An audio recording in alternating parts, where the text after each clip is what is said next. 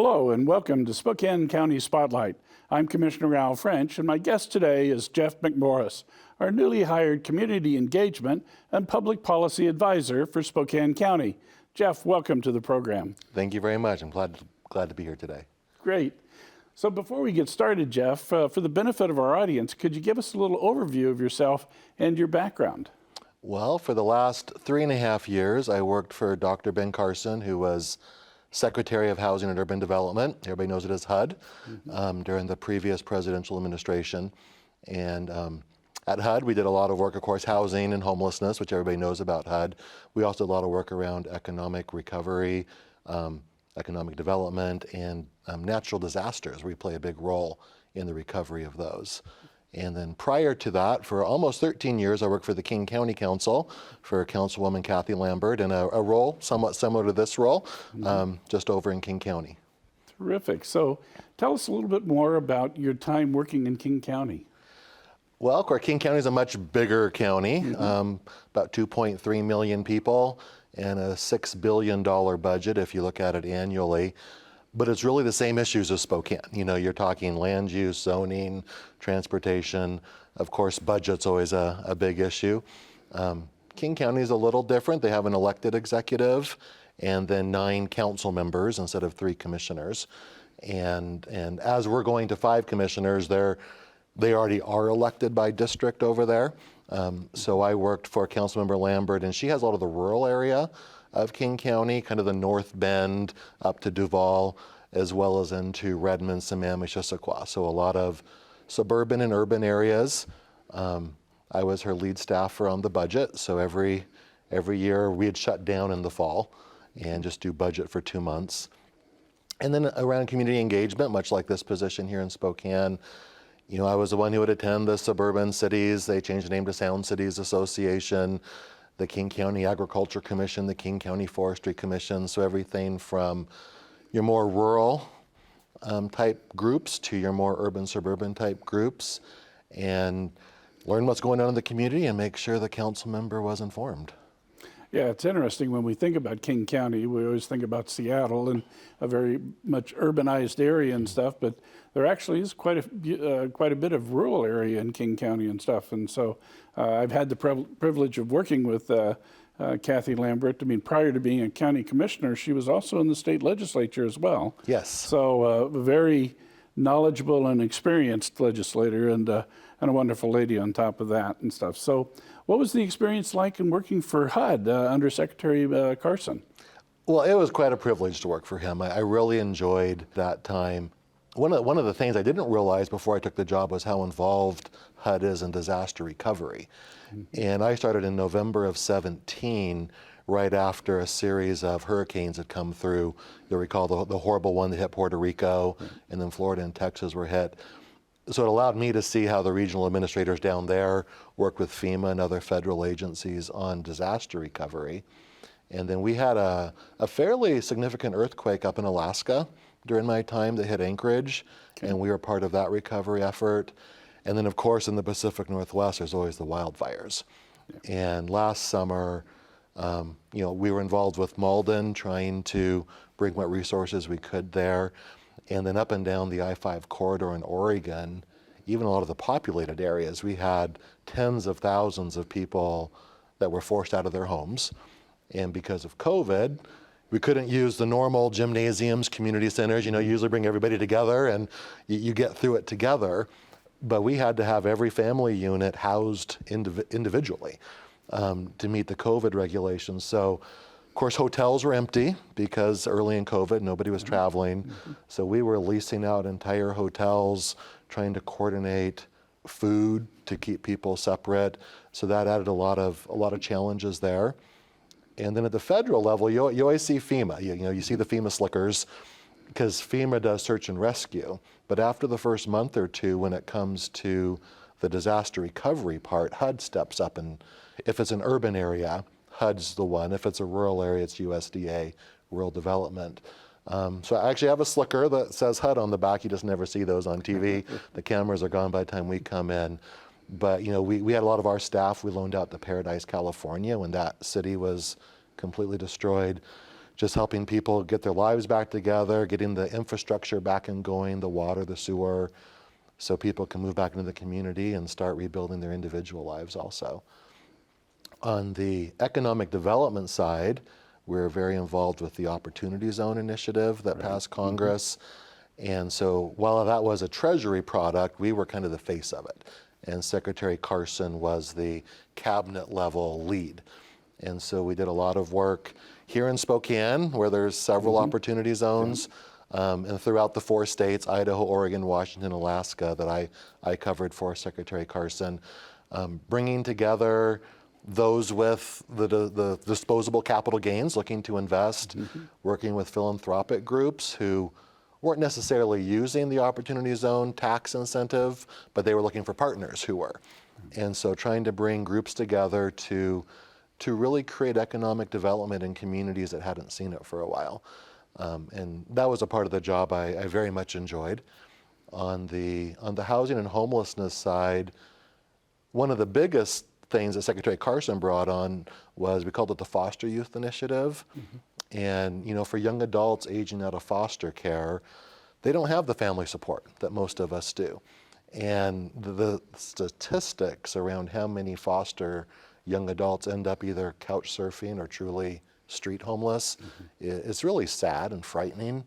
And so we developed a foster voucher. Like, a lot of people are familiar with the HUD VASH, the Veterans Voucher, but it was a specialized voucher just for foster youth, that if they were in college, if they were working towards something, they had to have a plan in life, but they would qualify for up to 3 years, where we would provide housing stability so they could get their life going and just kind of have that extra support and try to stop that pipeline of people into homelessness.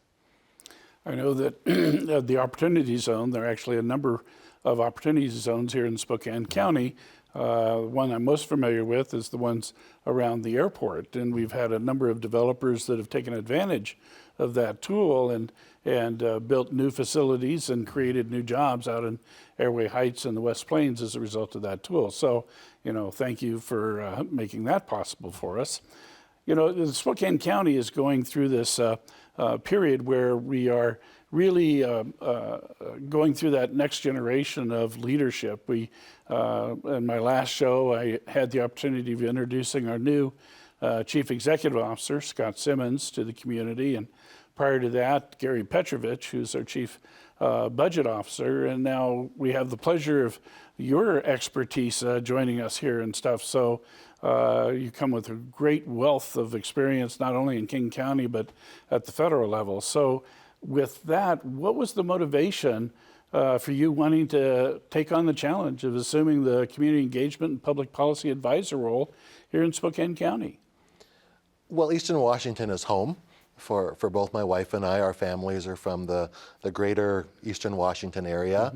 And so we were looking for an excuse to come back to Eastern Washington. During my time at HUD, because it was regional, we were able to move over here prior to that position ending. And when this opportunity came up to me as the perfect fit, I really enjoyed my time working for King County, and that interconnectivity of the community engagement, bringing the right people to the table to have the conversation, to help inform a good policy decision. And so that's something I enjoy. And I've learned, I worked one session at the state legislature back in 2000, so I've done local, state, and federal government.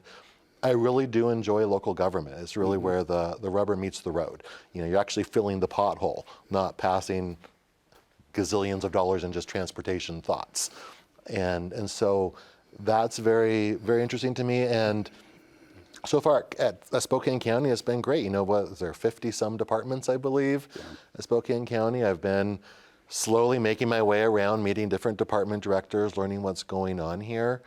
But for me personally, just getting involved in the community, helping bring people together, that's what I enjoy doing. And it's something I enjoyed at HUD. Even though HUD was a federal level department, HUD has the most percentage of employees on the ground outside of Washington, D.C. And so even HUD was kind of locally based for a federal program. And that's just what I enjoy, that local community, helping people they see you on the street and say thank you. Well, and one of the things that I know about you, because of my relationship with Commissioner Lambert, is that you have a unique ability of working across party lines, and particularly in King County, where that was really one of your responsibilities, was working with both sides of the aisle. You want to talk a little bit about what that experience is like? Well, in King County, they were technically nonpartisan, but I'd say heavy on the technical. Everybody Right. knew who was from what party. But yeah, some of my closest friends I still keep in touch with were the staff members of the other parties' elected officials, and even some of the council members over there. I was very proud. Oh, it must have been about 10 years ago now. One of the budget chair that year was the opposite party of my boss, and he had me come in and help him close the budget, because I was the only staffer who had served on budget every year for the previous 5 to 10 years, because my boss was always on the budget committee, and he just knew that I knew where the things were and what was flexible, and he knew that I would give him advice like I was staffing him. Of course, my boss told me to do that. But yeah, you have to bring people together and build the coalitions to move things forward. One of Dow Constantine's chief of staffs, when he was still on the county council before he was county executive, she's one of my best friends to this day. We catch up. She went on to be majority leader in the state senate for a few years, and we'd call each other. It's like, well, what do you think about this? And what do people who think like you think about this? Just have those conversations, especially at local government. If you just talk it out Right. and kind of leave some of the hyperbole out of it, you usually can come to a solution. There's times when you just have completely different viewpoints, but that's less frequent at the local government. Yeah, the national politics really is at one level, but local politics is really about how do we service our constituents. And Yes.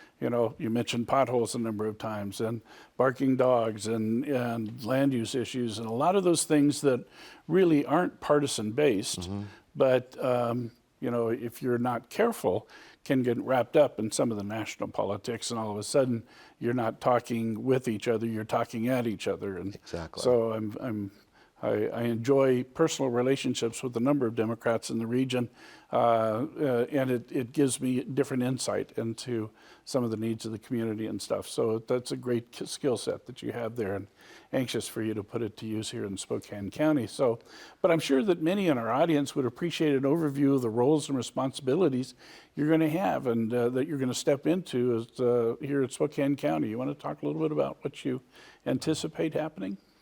Well, I think a lot of it is just the three of you commissioners are so busy with so many meetings and requests for your time. Having someone else who can help staff some of those events, attend them, report back, let you know what different groups are doing. That was a lot of what I did in King County, is attending on behalf of the elected official when you're double and triple booked. There's the big issues coming forward, like the ARP funding, and getting out in the community, kind of learning the different ideas people have and thoughts around that funding. I know you guys are wanting to take your time. I think that makes sense, because there's several years and that's one-time money. But to start gathering the different ideas to bring forward to the board, there's still PPE left out at the fairgrounds from early on when the county was ordering, when it was difficult to find those things. And since it's at the fairgrounds, we're going to wait a few weeks, get through the fair, and then we'll look at maybe another distribution, see where things are at with COVID at that point. But I know there's some of that still to go on. So community engagement can really take up a lot of time. Yeah. Just going out to the different groups, showing up, and for me, it's important to go to them versus have them come downtown to the courthouse to actually see on the ground what they're talking about, get that firsthand experience. And it just kind of shows respect to them and their issue to show up where they are and see it as they see it.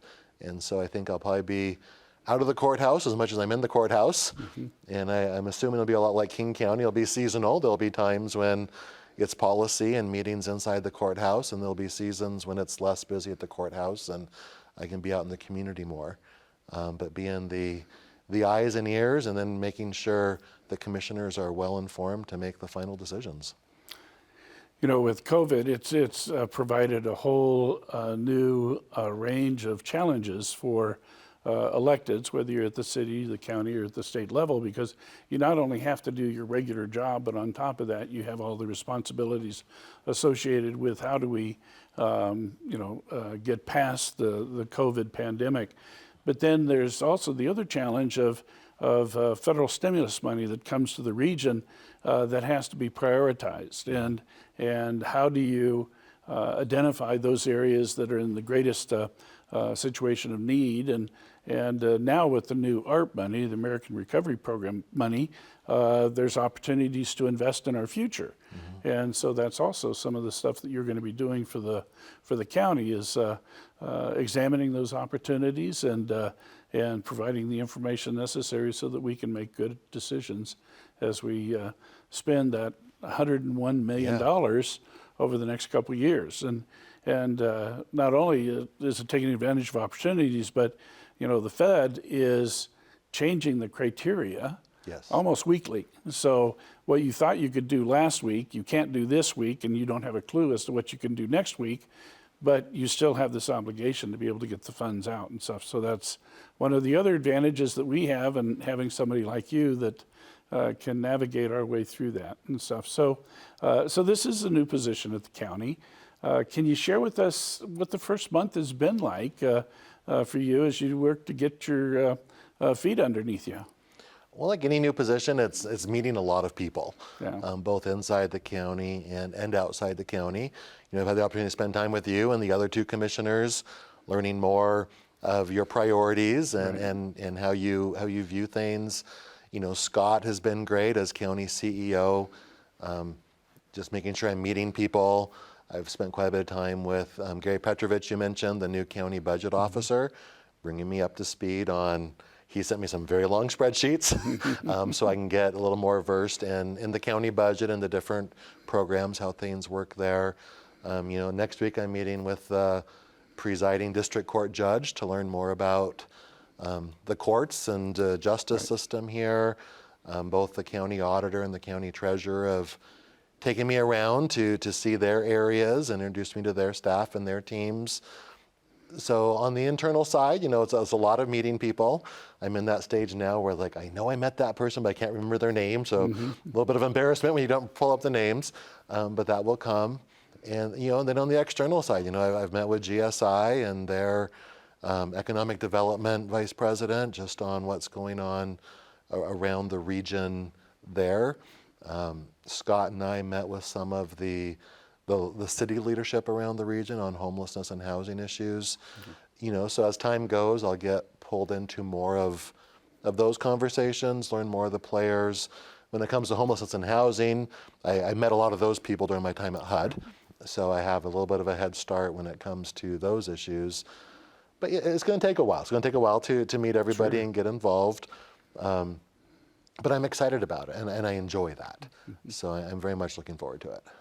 Well, and while there's a lot of similarities between Spokane County and King County, there's also a significant number of differences, and that's one of the reasons why many of us live here and not there.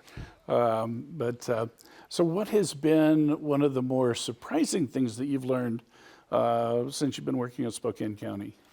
Well, although, intellectually I knew we're a 3-commissioner county, it really hit me at the first board meeting, some of the contracts and more of the nitty-gritty issues, kind of bread and butter issues that you guys were voting on.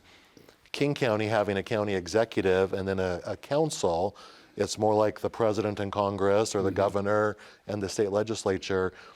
And it's like, oh yeah, we're the executive branch too. And so at King County, we were more passing policy, and there were certainly times we got into the nitty-gritty and would try to tie the executive hands to make him do something that they wanted. But it really has hit me in the first month how we are both the executive branch and the legislative branch. as the county board of commissioners, and there's some nuances there that make things different. And then a lot of our time in King County is spent around King County Metro, so we don't have the transit. Sound transit was separate, much like our Spokane transit system here, but we did have King County Metro, so that's one big department that we don't have in Spokane. But there's a lot of similarities, and I'm sure I'll find some more unique differences as time goes by. But I do love being back in Spokane.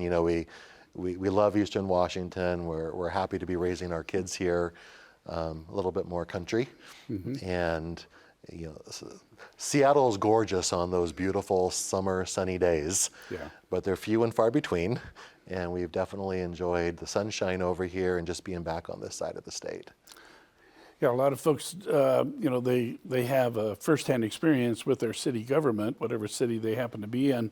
And there are actually two forms of city government. There's a city manager type of government where the council is the legislative body and they delegate all that executive activity over to a city manager. Or there's a strong mayor form of government like the city of Spokane, where you elect the mayor to run the city and the council to develop policy. But with the Board of County Commissioners, we're both.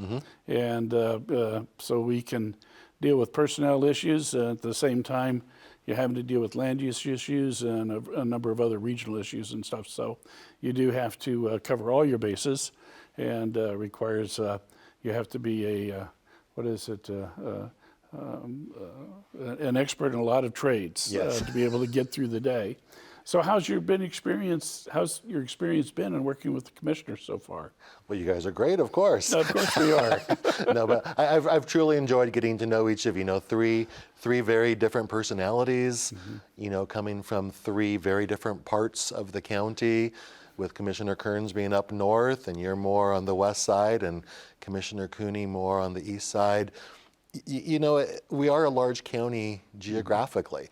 Growing up in Stevens County, we were Wandermere, Northtown people, and you come downtown periodically. Now we're right out on the Spokane Valley Liberty Lake line, and so we're I-90 people.